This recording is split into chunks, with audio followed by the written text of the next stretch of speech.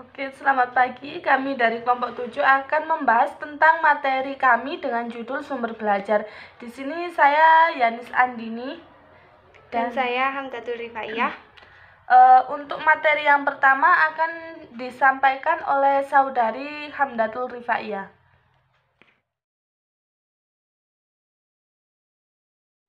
Oke, untuk sumber belajar sendiri, pengertiannya dibagi menjadi dua. Yang pertama menurut para ahli dan yang kedua menurut umum atau pengertian secara umum.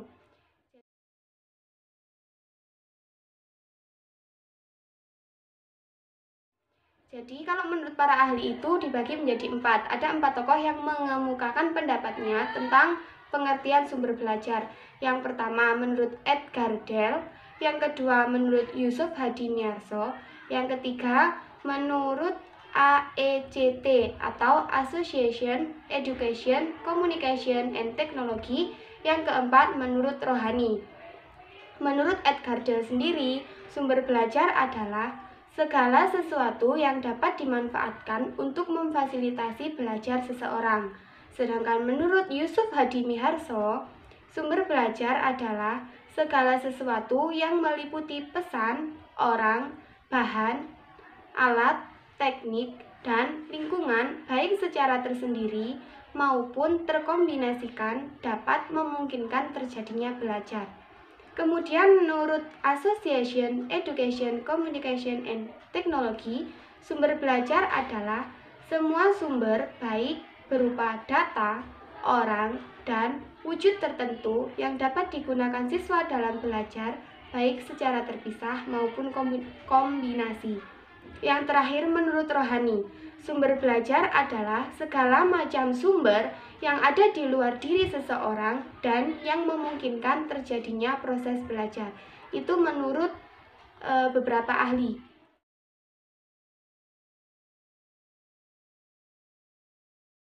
Kemudian, pengertian sumber belajar secara umum yaitu merupakan semua sumber baik berupa data, orang, dan wujud tertentu yang dapat digunakan oleh peserta didik dalam belajar, baik secara terpisah maupun secara terkombinasi sehingga mempermudah peserta didik dalam mencapai tujuan belajar atau mencapai kompetensi tertentu. Jadi sumber belajar ini digunakan untuk mencapai semua apa yang diinginkan peserta didik untuk mengetahuinya.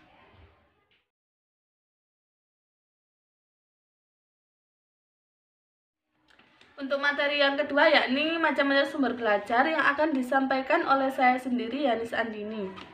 Untuk macam-macam sumber belajar yang pertama yakni pesan. Apa yang dimaksud dengan pesan di sini? Yakni informasi yang diteruskan oleh komponen dalam bentuk ide, arti, fakta, dan data. Sebagai contoh, semua bidang studi seperti IPA, IPS, Bahasa Indonesia, dan lain-lain. Untuk macam-macam sumber belajar yang kedua yakni manusia.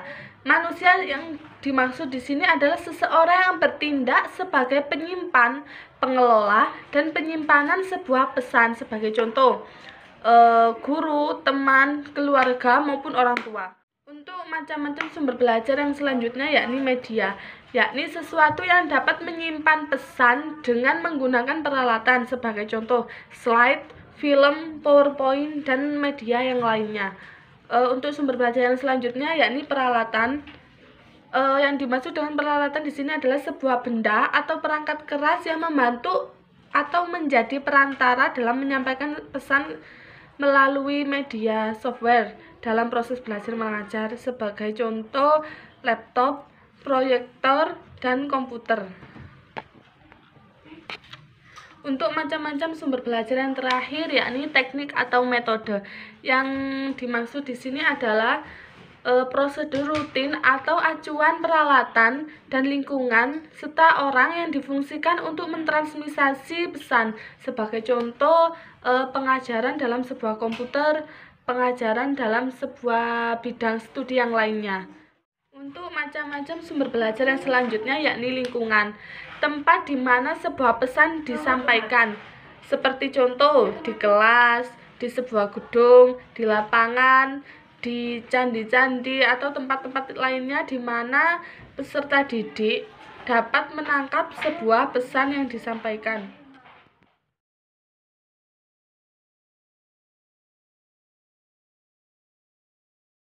Untuk materi yang selanjutnya yakni manfaat sumber belajar. Manfaat sumber belajar yang pertama yaitu memberikan pengalaman belajar baik secara langsung dan konkret kepada peserta didik. Dengan meningkatkan produktivitas pembelajaran dengan jalan mempercepat laju belajar dan membantu guru untuk menggunakan waktu secara baik dan efisien.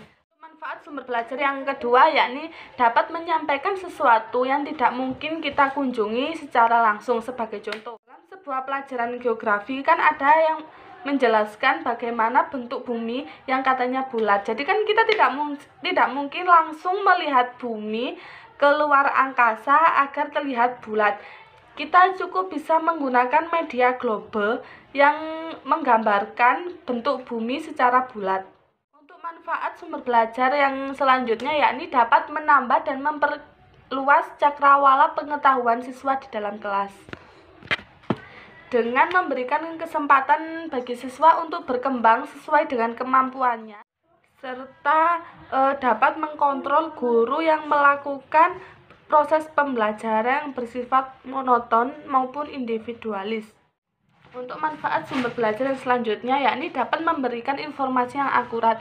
Kan tidak semua media sosial di internet dapat memberikan informasi yang akurat. Namun juga ada beberapa media yang memberikan informasi yang akurat seperti contoh detik.com, kompas.com, jurnal internasional, dan media lain yang sudah dapat dipercaya. Untuk manfaat sumber belajar yang selanjutnya yakni dapat membantu memecahkan masalah pendidikan baik dalam lingkup mikro maupun makro.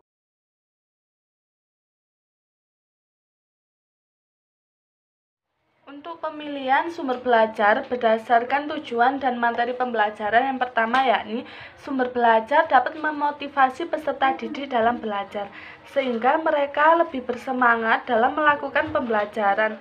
Untuk yang selanjutnya yakni sumber belajar untuk penelitian. Maksudnya sumber belajar yang dipilih hendaknya dapat dilakukan dengan observasi. Dapat diobservasi, dianalisis, dicatat secara teliti, dan sebagainya. Untuk yang selanjutnya yakni sumber belajar untuk presentasi. Maksudnya sumber belajar yang dipilih hendaknya bisa berfungsi sebagai alat atau metode dan strategi penyimpanan pesan. Yang terakhir, sumber belajar untuk memecahkan masalah. Maksudnya, sumber belajar yang dipilih hendaknya dapat mengatasi problem belajar peserta didik yang dihadapi dalam proses kegiatan belajar mengajar.